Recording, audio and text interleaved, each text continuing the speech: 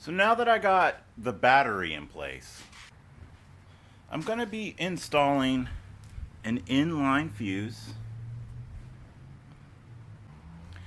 and I'm going to install a battery disconnect switch.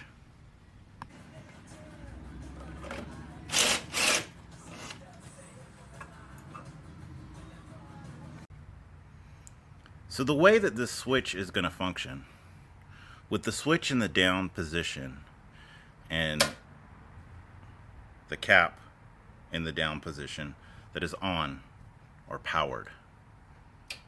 So when I flip the switch up, it will actually kill power to the battery. And the purpose for this is if the Trike's going to be sitting during the winter, I don't want it to totally drain the battery.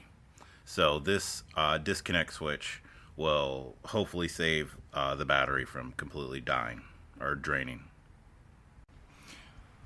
I know it's hard to see, but on the far side I've connected the negative lead to the battery. And then this wire right here is the wire that goes out to all the accessories, my light switches, turn signals, all that I've been working on up until now. So I've also, on the positive terminal, hooked an inline fuse. So the way a 3-position switch works is, according to if you flip the switch up or down, basically you're shorting the center pin to either the top or the bottom pin. So in this case, I'm going to attach the battery to that center pin right here. And then I'm going to attach the accessory devices, lights and so forth, to the top pin. So that when I flip the switch down like that, it's actually going to short 12 volts to the top pin, and all my accessories will have the 12 volts. So that would be, I guess, what we would call normal running. Say to me, just be yourself.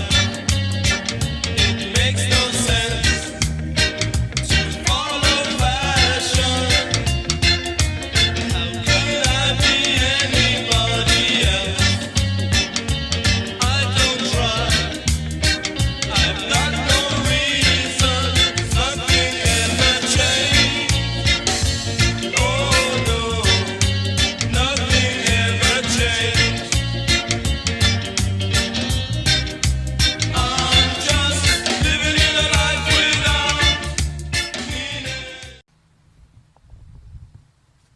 Not gonna lie, that wasn't the easiest thing to solder, mainly because I had to get those terminals so hot. Alright, so we have the switch in the off position. If we come up here and try to use the horn, nothing happens.